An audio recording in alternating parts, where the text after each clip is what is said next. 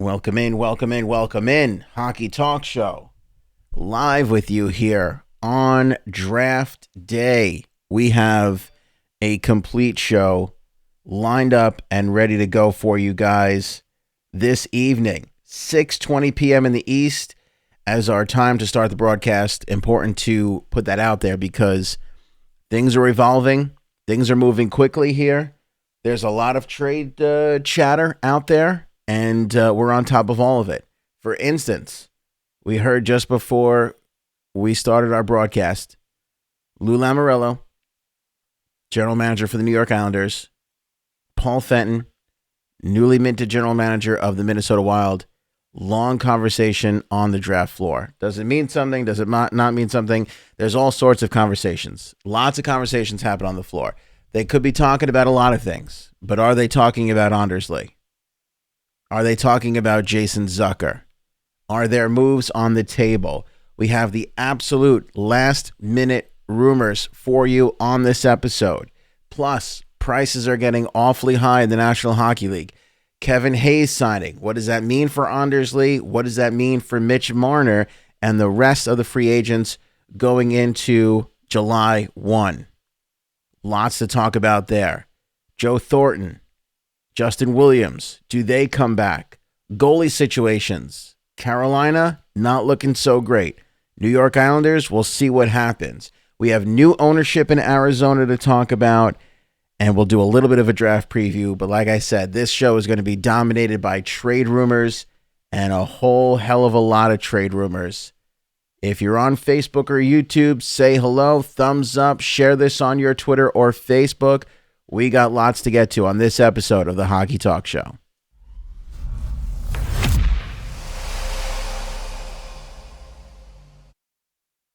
All right, welcome in, everybody. Hopefully we sound pretty good. Give me a thumbs up if the sound is okay. I apologize for last episode's sound glitches. I think we have a bad piece of equipment. We have ordered a new one, so hopefully we'll get to that really, really soon. On the podcast, Facebook, and YouTube Live, appreciate you guys listening to the Hockey Talk Show wherever you're listening from. You know our home is hockeytalkshow.com. And don't forget, you can now support the Hockey Talk Show for as low as 99 cents a month. There are links and info in the descriptions on Facebook, YouTube, and our podcasts, wherever you listen from, Stitcher, TuneIn, iTunes, Google Podcasts, it doesn't matter.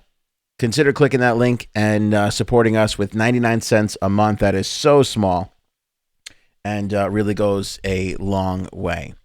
Rob, what's up? How you doing? Facebook, let's get a couple of hellos in the chat so I know you guys are there. Let's get off and running with some of the last couple of days' news. I found this little statistical analysis to be interesting. It comes from Eric Hornick, who is the go-to analytics guy for the MSG broadcasts. He compares Kevin Hayes' signing with Anders Lee and what he can potentially get here, as the Islanders are in, they're close to losing their captain for 2 years in a row. I mean, this will be 2 years in a row they're going to lose their captain. We don't know what's happening yet. Lou Lamoriello was asked about Anders Lee. I'll get to that in a second, but let's focus in here because not only does this, affect Anders Lee and the New York Islanders, but Mitch Marner in a massive way and the Toronto Maple Leafs and everybody who's interested in Mitch Marner, this is going to affect. And this is going to affect every single free agent, Matt Duchene and the Columbus Blue Jackets and everybody who's about to be a UFA or an RFA. When you take a look at what Kevin Hayes got, career-wise, 381 games, 92 goals, 137 assists, 229 points, plus 28. Kevin Hayes is a good player, but is he a $7 million a year player? A lot of people are shouting overpaid. We've talked about what it takes to get free agents on this show. I gave you my insight and experience for working for the New York Islanders a number of years ago, and general manager is talking about what it takes to really get a player under contract. You almost always have to overpay.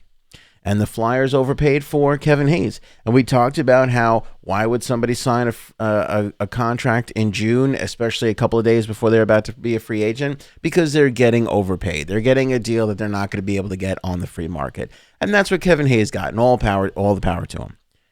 It's a good deal from his standpoint. From a Philadelphia Flyers standpoint, that I'm not so sure about. But when you take a look at the statistics here, I mean, Anders Lee almost has him beat 2-1 in goals. Now, it's not exactly 2-1.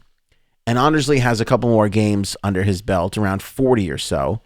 But he's got 60 some odd more goals. Actually, yeah, 60 goals. 60 more goals than Kevin Hayes.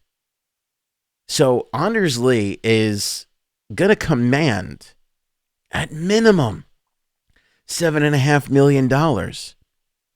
Now, for all the Islander fans that are out there that are like, oh, we got to sign Anders Lee. We can't let our captain leave 2 years in a row. We got to sign Anders Lee. Are you prepared to sign Anders Lee for $8.5 million? Because I think he's a phenomenal player. I really do. And I love him at 6.5. I love him at 7. These were figures that were realistic a couple of days ago. Now, I'm not so sure. After Erik Karlsson's signing, after Kevin Hayes' signing, prices have gone up in the National Hockey League. Way up.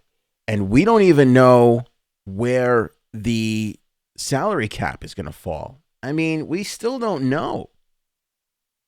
So, again, I know I said this like a month and a half ago.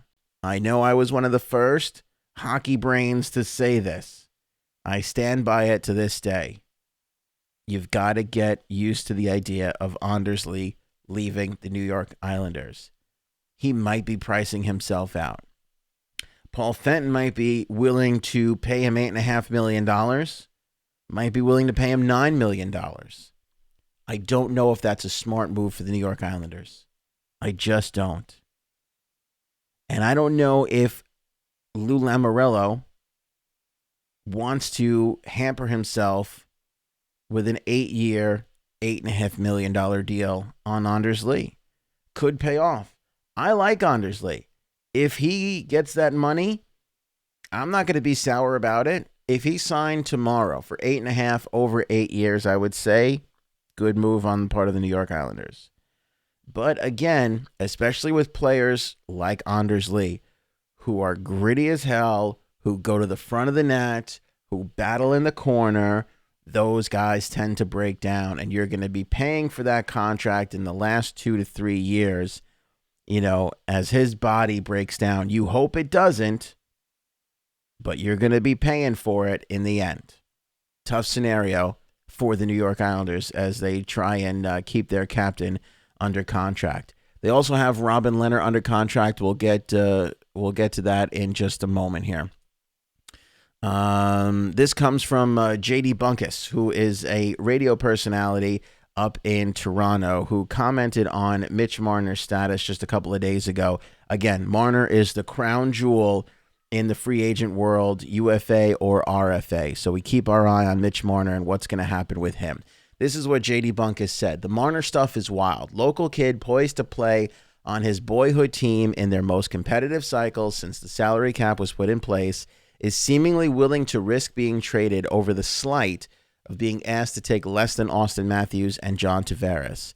I'm all for people getting paid what they're worth, but did he not watch the Raptors parade and think of what it would be like for the Leafs? Dudes losing fan support and waiting on an offer sheet most fans now want to come, but most rational people won't. So some interesting comments there from JD Bunkus on the whole Marner situation. And it just kind of goes to show what the mentality is of the Toronto media. They're psychopaths up there. I thought the New York media got a little nuts over the New York Yankees. There is nothing that compares to the Toronto media and the Toronto Maple Leafs. They're psychopaths. They're mad at Mitch Marner because he won't sign a deal, because he won't come to the table and just agree with whatever the Toronto Maple Leafs are signing him. But you know what? When you look at this from an unbiased outside position, Mitch Marner's got every right to ask for every single thing he's worth.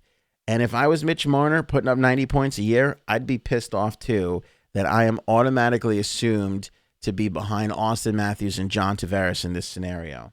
I think Mitch Marner's got a little chip on his shoulder. I think Mitch Marner's father's got a huge chip on his shoulder.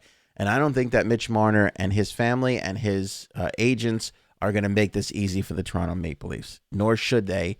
Nor does any free agent really ever make it easy on their franchise and their franchise's general manager. So this idea too that an offer sheet is not going to come, I wouldn't be so sure about that. Although it's not a crazy notion, because we did talk about that on a previous episode of the Hockey Talk Show. You're talking about if he gets upwards of what he deserves, which, judging by what Kevin Hayes got, Mitch Marner is easily an $11 million a year player nowadays. And it's so crazy to think that less than 9 months ago, we were talking about Mitch Marner getting signed for $9 million. And in just a short amount of time, he has gone from $9 million to $11.5 million. It's insane. But if he's up on that $11.5 million mark, a team is going to have to give up 4 first-round draft picks for him, and that could be tough. That could be really, really tough.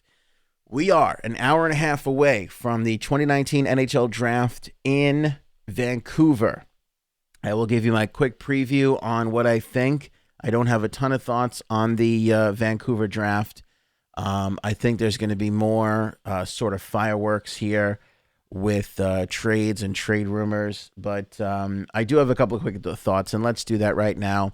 Obviously, the Devils are going to go for Quinn Hughes. He'll be the guy there. Or Jack Hughes. Did I say Quinn, his brother? Whatever. Devils are going to take the Hughes kid for sure. Capo.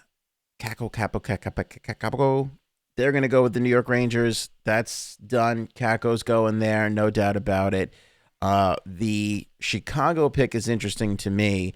Now, I read just a little while ago that Stan Bowman is settled. He knows what he's going to do at number 3. What's interesting here, I think Bowen Byram, who is the best defenseman in the draft, should probably go 3rd. I would take Bowen Byram. I would always take the best player. Anytime you see a general manager discuss things, they'll always say the smart move is to take the best player. If all things are equal between 2 players, you go for position. But for the most part, you take the best player. And we know that the defense of the Chicago Blackhawks is going to have to get figured out over the course of the next 2 or 3 years.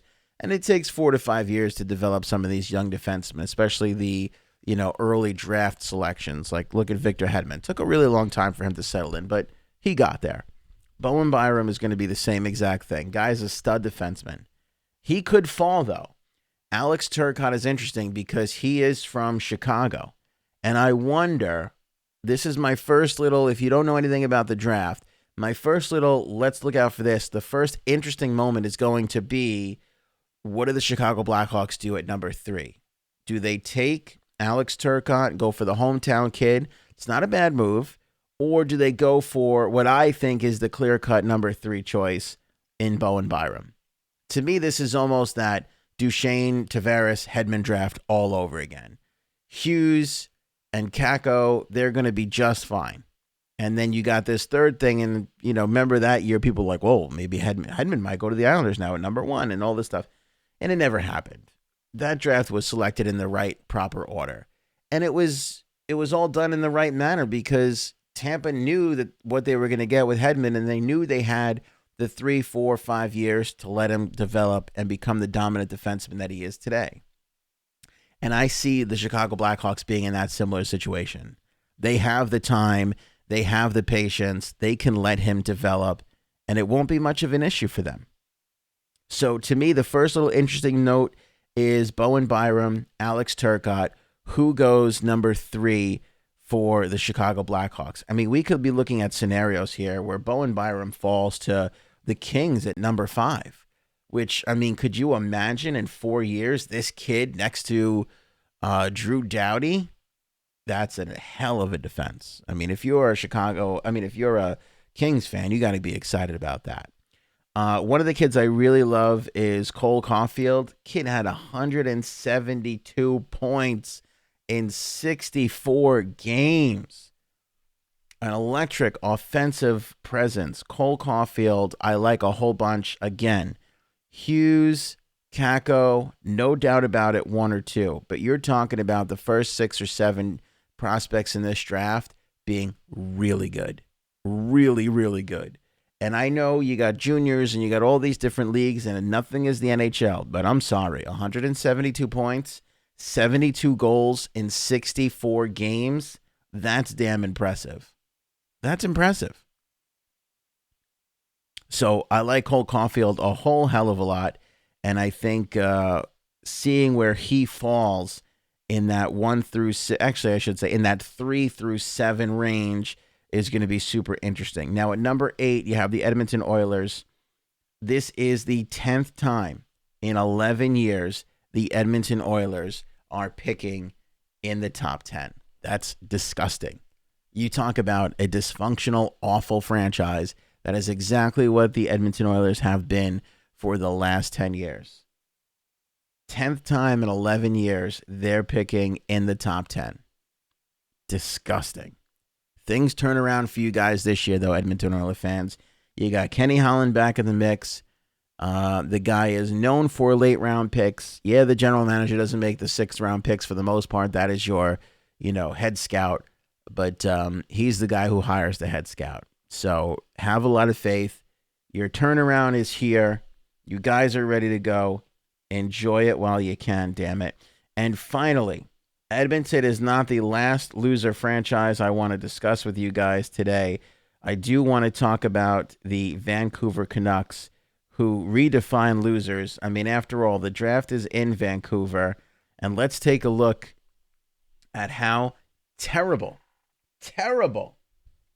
the Vancouver Canucks drafts have been. Not the players that they picked, but their luck going into the draft. In 2016, the Canucks dropped from 3 to 5. In 2017, they fell from number 2 to 5. In 2018, they dropped from 6 to 7, and this year they dropped from 9 to 10. In the last 4 drafts, in the draft lottery, the Vancouver Canucks have lost positioning. If there is any franchise that wants to nix the NHL Draft lottery, it is the Vancouver Canucks. They have consistently been big, fat losers since 2016. Falling from 6 to 7 hurts last year, 9 to 10 this year hurts, but going from 2 to 5 really hurts. So is going from 3 to 5 as well. But they got Elias Pettersson, so not that bad. What is the important skill level of the player or the leadership he is worth? The price of leadership, but not the skill level.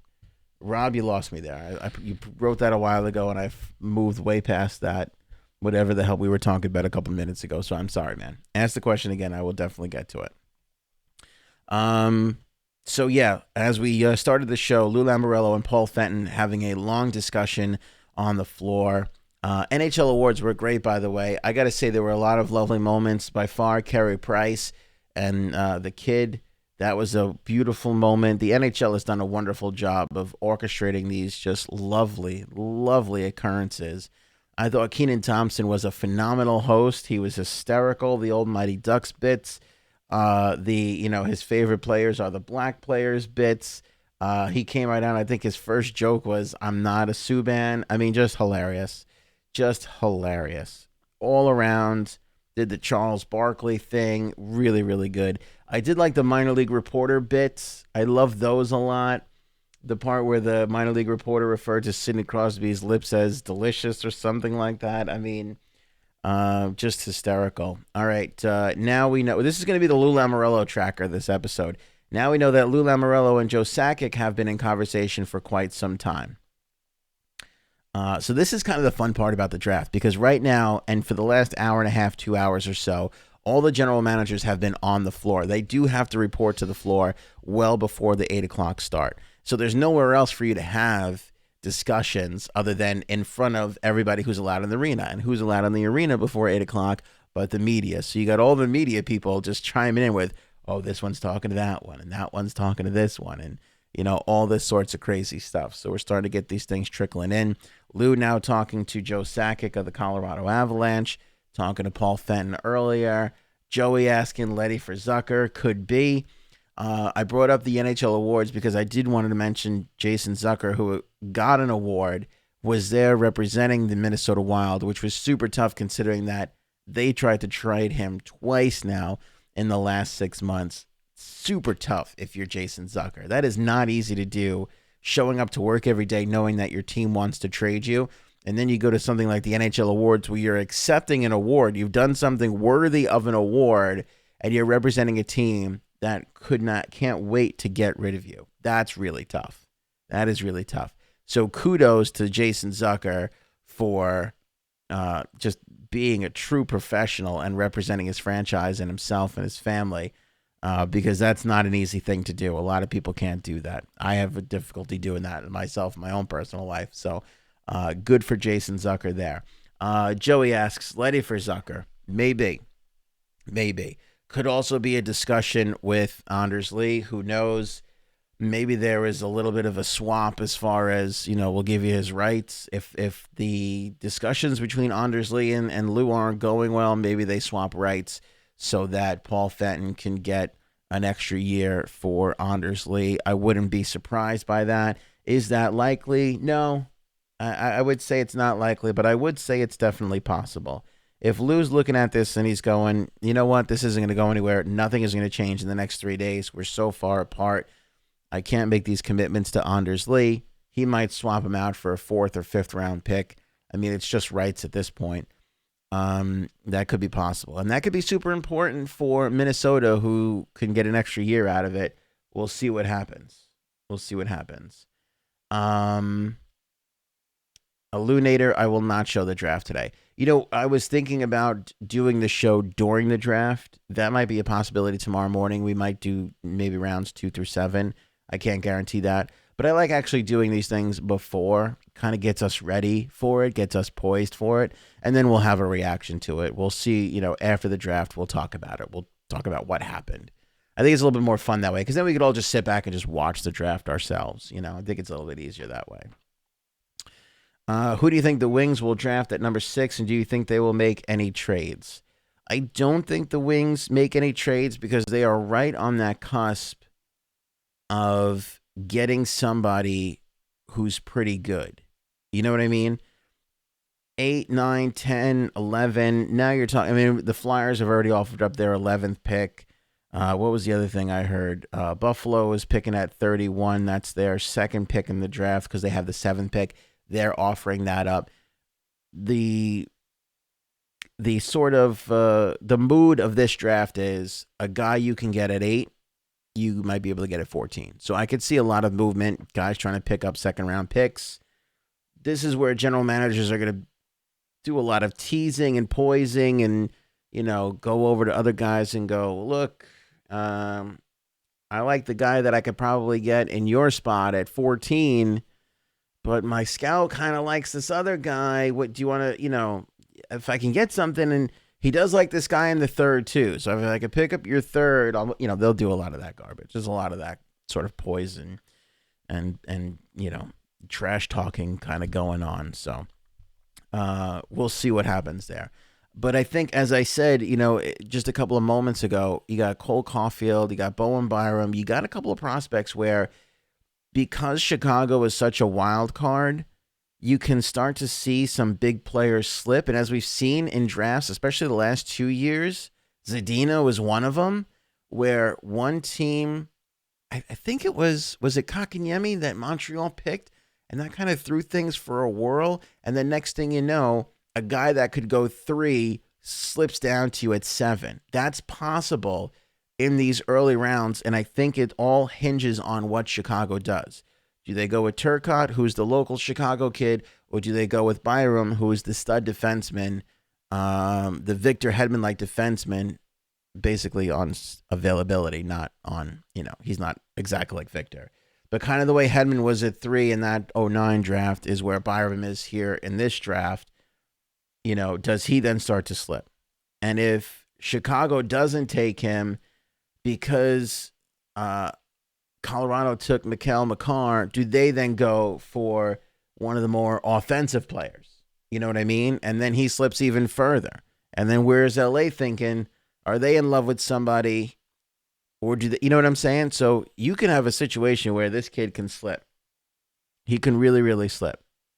Or whoever, because Chicago doesn't take him at 3, Colorado doesn't care about Mikhail Makar, takes the best player at 4, and whatever whoever was going to go at 4. Now LA has to make a decision. So I really, honestly, there's no outside of 1 and 2. We don't know what's going to happen in that 3 to 7 range. Really, Buffalo is the last team, and then from Edmonton on at 8. Like I said, it's a wild card. You can get a guy at 8 that you could probably get at 14. You'll get a guy at 10 that you could probably get with the 20th pick. So again, you could see a lot of players start to trade backwards. So I don't have a definite answer for you, Domsky. Sorry. But I hopefully that kind of helps you out a little bit, just so you know where sort of the mindset is behind some of these general managers. And I also think that Steve Yzerman is a very calm and relaxed general manager. So he's not going into Detroit going, I got to make a splash. Whereas Paul Fenton with Minnesota is in a different scenario. Chuck Fletcher in Philadelphia, different scenario, right? These guys are trying to make impressions with their fan bases right away. They're trying to make moves. They want to be aggressive. Steve Yzerman, he's not there. I don't think he's there yet. So my feeling on if they trade, I think they stay pat at 6. Who they get, we'll have to wait and see. Isn't that exciting, though? This is the friggin' best part about being a hockey fan. Draft day is like opening day in baseball, where everybody's tied for first and there's so much optimism. I mean, that's essentially what you have at draft day here. Who are we going to get? Who's going to be that next piece that we obsess over and see if our team can develop him and bring him up, you know? So I'll be really excited to see who goes there. Let's go and circle back around to some of the other rumors and things to discuss, some of the other topics that we got to cover here, and then we'll hop back to some trade rumors for the draft this evening. And then we have a list of trade bait players out there. And again, a key is going to be for me the players that are a year out from free agency, because I think that market is heating up and we got a big name that could be on the move as early as tonight. And again, the other interesting part about all this is what makes this so exciting, what puts this under like a little bit of a hot stove, is you have a deadline. You have an asset that you could use that's valuable tonight and is worth nothing tomorrow. Your first round draft pick, your ability to put a selection in somebody else's head scout's hands and let them do something with that. That runs out starting at 8 o'clock tonight, you know? So if you're looking at a player that has a year left on a deal, you can offer something today that you can't offer tomorrow. And that puts pressure on these deals and kind of forces something to happen. Now, in the last couple of years, we haven't had much movement. And it looks like we're kind of headed for that scenario right now, because I thought there would have been a little bit more of a trade so far this afternoon. I thought somebody would have pulled the trigger this afternoon. I thought this draft, because of the UFA and RFA situations that are going on, I thought we would have saw something late yesterday, early today. We didn't.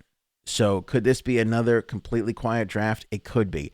I still have a feeling it won't be, even if we just get some minor swaps of players moving, of teams moving back to get their player at a later selection. But I think that I would have thought we would have seen something already, and we haven't. So just keep that in mind. Let's talk about Joe Thornton. He has confirmed that he wants to play in the NHL for at least one more season. He said this on Tuesday. He was a finalist for the Masterton Trophy for Perseverance. He said that he can play at least this season and next. Where have we heard that before?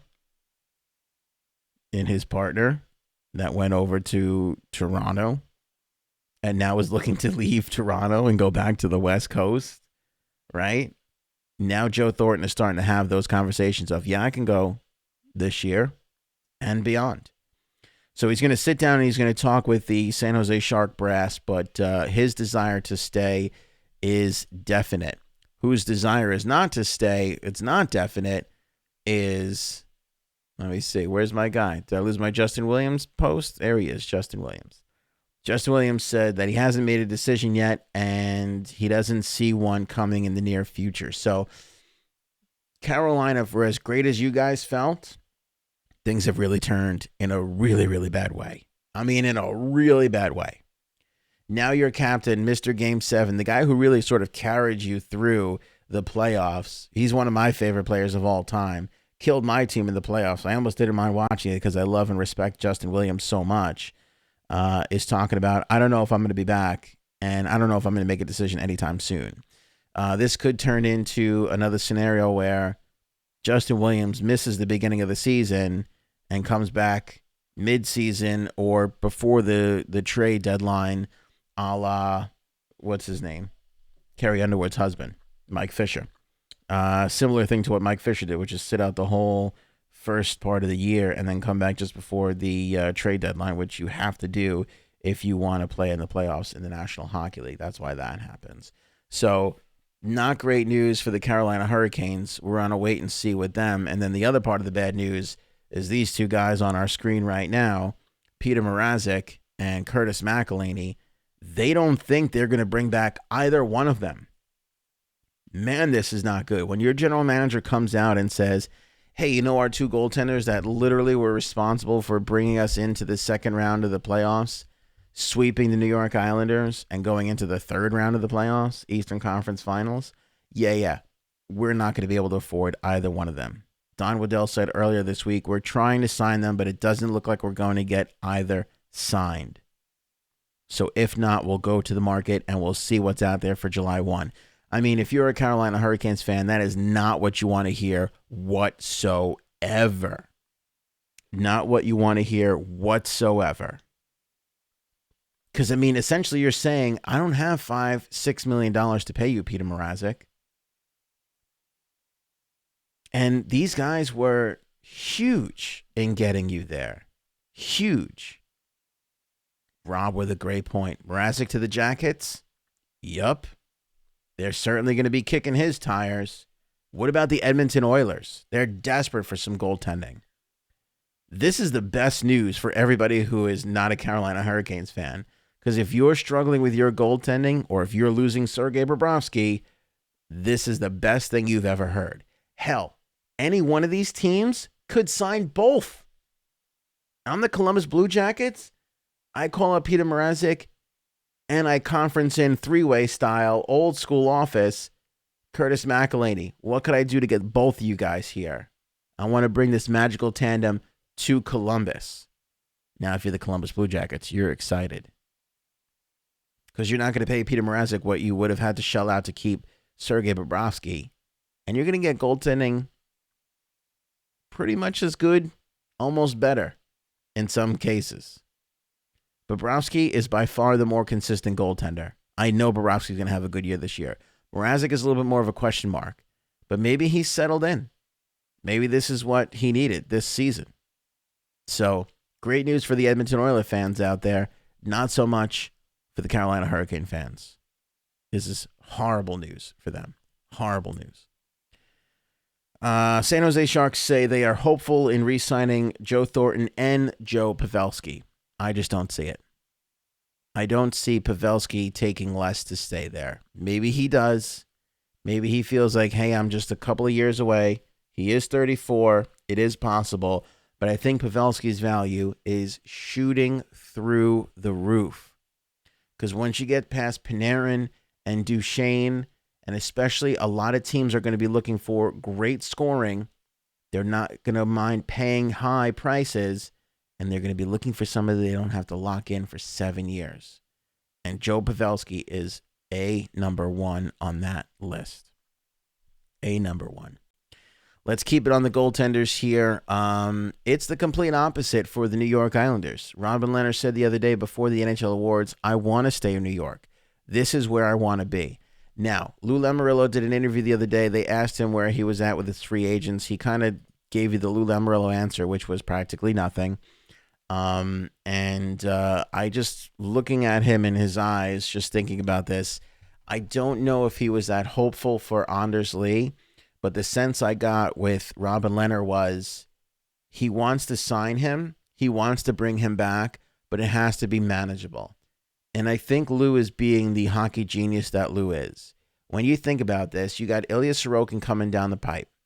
If you lose Anders Lee, if you fail to land a huge free agent, if you don't add that top six scoring that you need, if you don't turn around your power play, which you desperately need to do, You're really going to need some solid goaltending. You have Sorokin coming down the pipe, though, and you have, to be fair, because I was very touched by what Robin Lehner said. I thought what he went through and everything else, his perseverance was phenomenal. But let's be honest with each other. This is mental illness and everything else aside, talking about pure playing ability. He had a spectacular year. But again, it's one. Now, he's been great in the past. Hopefully all those demons and things are behind him. But it's hard to sign a guy like that to long-term big money. So I feel like I know what Lou is thinking. Lou's thinking, I'll give him something. I'll keep him here for another 2 to 3 years. Maybe we can sign a 1 or 2 year deal. What Lou is thinking is, I got to sign this guy. I want to keep him, but he's got to be at a friendly number so that I can trade him should I have to a couple of years down the road or next year. And that being not only because of what Robin Lehner can do, but also if Sorokin is here and he's lighting things up and he's on an entry-level deal, now you have a huge trade chip in Robin Lehner while your future settles into the National Hockey League. So that's what Lou is thinking. Lou's not thinking, I want to sign this guy to the long-term money he deserves. He's thinking, I got to get this guy into a contract that I have some maneuverability in year 2, 3, or 4. And I think that's smart on Lou Lamoriello's part. Joe Pavelski's agent Dan Plant met with Sharks GM Doug Wilson today, according to Pierre LeBrun. His impression, Pierre's, is that things are status quo. Term part of the issue. Still time for both sides to find a solution, but the UFA speaking period starts on Sunday. Pavelski, Anders Lee, right? All these guys, that Sunday speaking part, that's really going to start to weigh heavy on some of these guys. Might make some of these GMs pull a trigger on a deal tonight if they have something that they like, you know. Matt, Haynes, Eddie, Rob, Def Malden, everybody in the YouTube chat, how you guys doing? Good to see you guys over there. A lot of conversation going on YouTube. Make sure you guys put the thumbs up on this video. Make sure you guys hit the like button. And make sure you guys are sharing on Twitter or Facebook. Just throw it out there. Be like, the Hockey Talk Show is an awesome show. Check it out, guys. Also, we have our new 99 cents a month support. If you got 99 cents a month to throw around, and who doesn't, click that link in the description and hook it up. It definitely helps us, even just 99 cents a month. You can go for $4.99. We'll even take $9.99 a month if you got it. But 99 cents a month, that for sure is going to be good. We got plenty more to talk about. And let's keep it here in Carolina for a second. The other thing I think we're going to see a lot of movement on are these potential free agents, these guys with 1 year left. Supposedly, Justin Falk met with the Carolina Hurricanes and Don Waddell, and that did not go well. So his name is out there. And I think he is the prized possession, as far as defensemen go, on free agents that have 1 year left on their deal. And a guy like that, you can really see maybe move tonight. I think Justin Falk is in play, and I think he's going to garner a lot of attention at the draft tables tonight, because that is a great chip to play.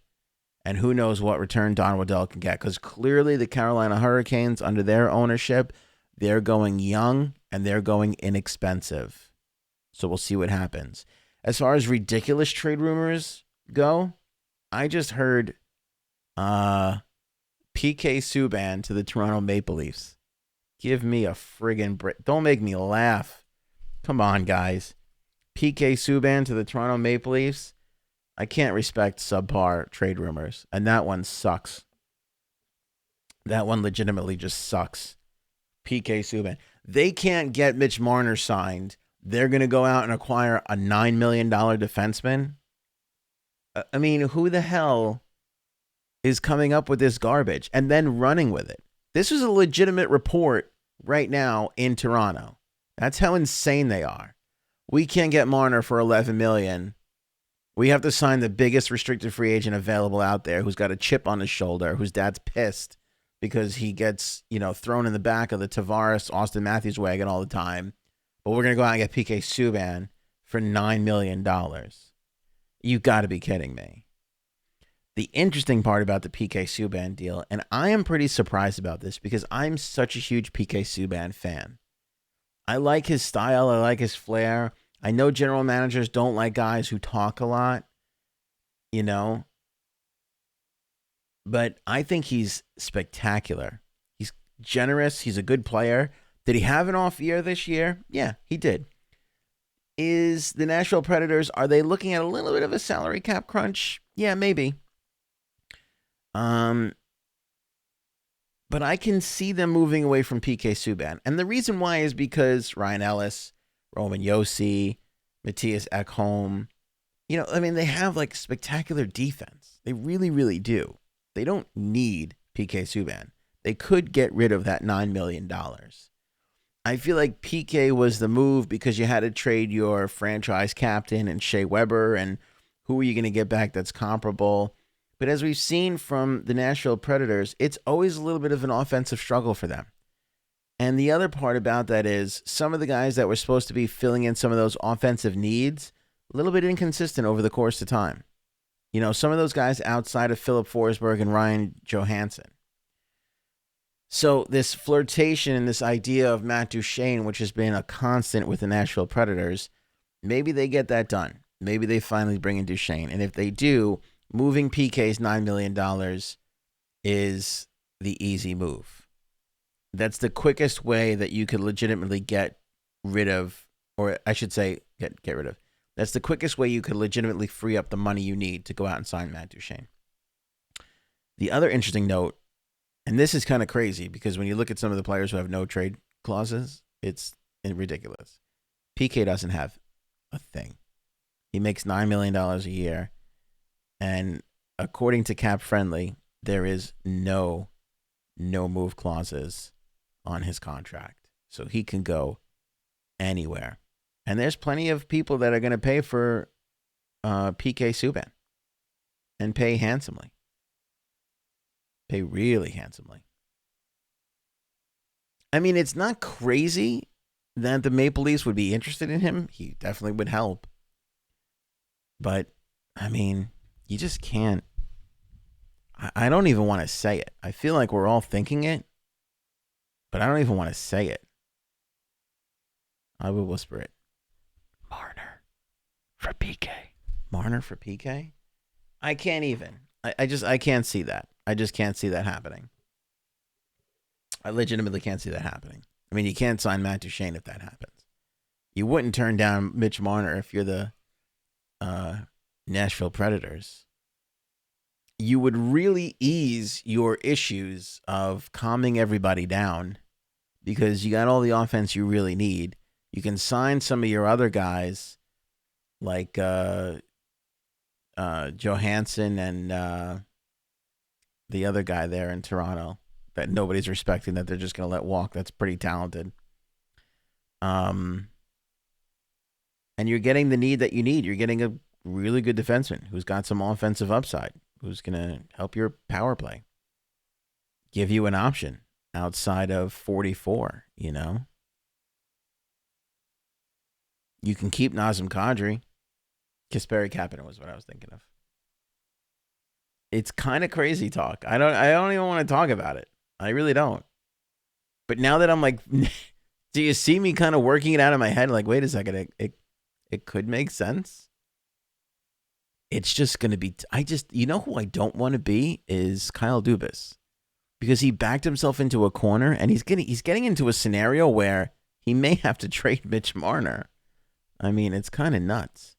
The thing is that would not be a straight up deal. If I'm Toronto, I'm like, I want some first round picks too. Because if I let this guy go, I'm getting 4. If I let him go, I'm getting 4 first round picks. That is crazy talk, isn't it, Priscilla?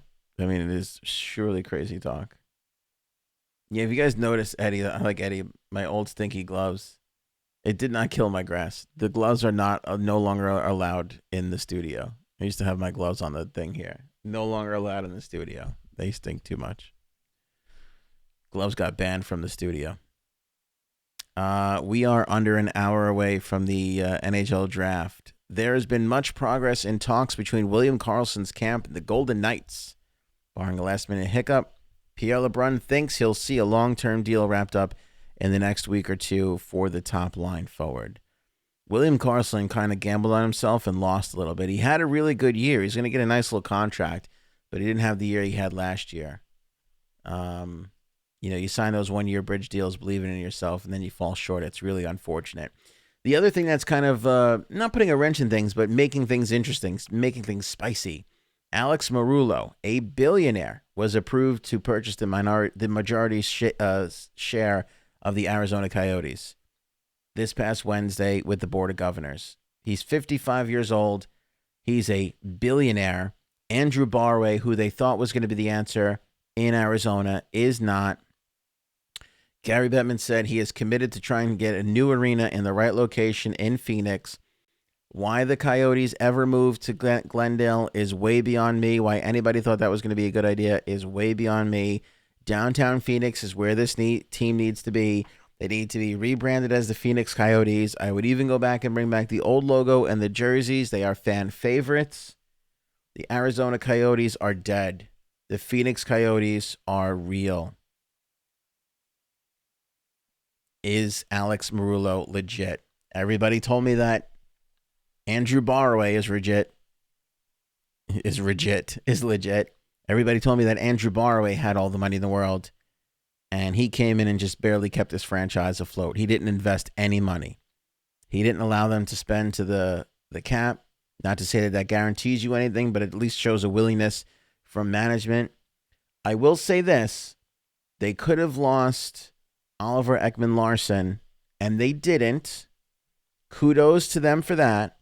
I mean, when you look at what a fire sale the Carolina Hurricanes are about to be, that could have been the Arizona Coyotes, and it wasn't. And also, Antti Ranta could have left, and they wound up ponying up the money for him. So, I can criticize Andrew all we want, but they're paying those guys. They took on the Marian Hossa contract to get some assets, so they are paying up.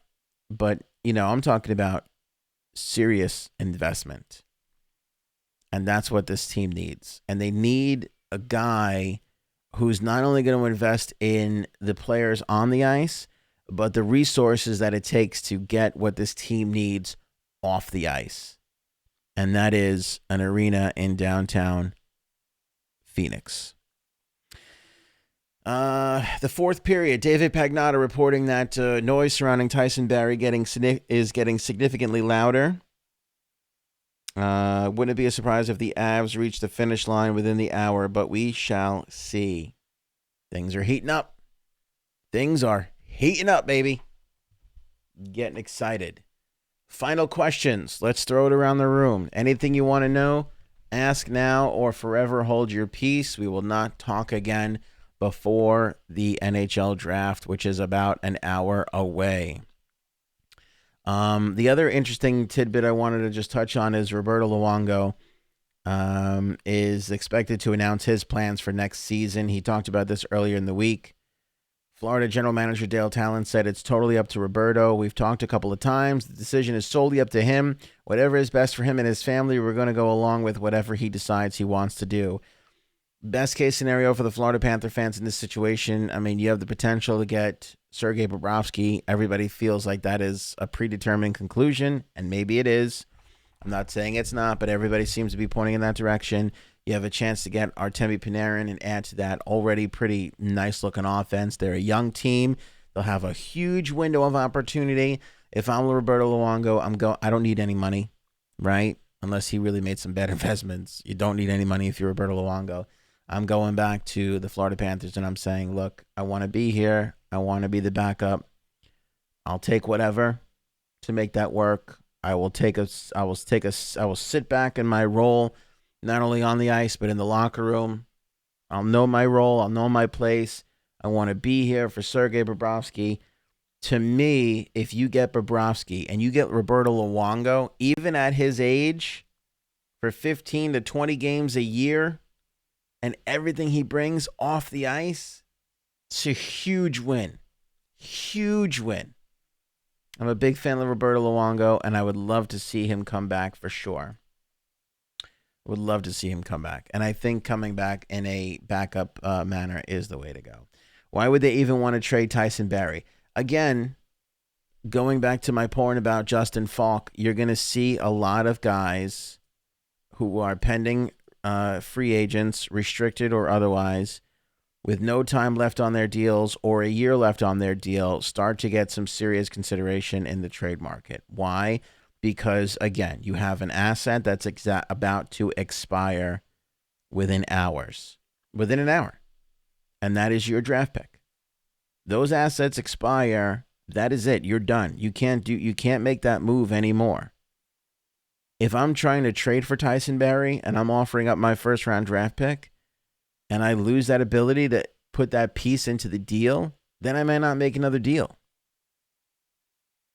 So that really starts to put a lot of pressure on. And Tyson Barrie, he's got $5.5 million left on this season. They have a lot to think about moving forward, right? Sam Girard's an RFA next year. Who else? Nikita Zadorov needs a deal this year. He's an RFA. They got a lot of RFAs. Mikko Rantanen's an RFA. That's going to be a big raise. A lot of things to think about if you're the Colorado Avalanche. So to answer your question, Endless, and it's a good one, sorry, Anson, why would you trade Tyson Barrie? Because you know a year from now you're not going to be able to sign him. Same reason why Justin Falk might get traded. And I said this on a previous Hockey Talk show. It really is amazing how many times I'm right. Have you noticed that? It's kind of out of control how right we've been about a lot of things. Wrong about a couple things, but right about a lot of things. Free agents that are a year out because of the RFAs this year, because of the salary cap uncertainty moving forward, because of where the league is really going, those guys can go sooner than later. And I'm out. Draft, 8 o'clock tonight. Enjoy it.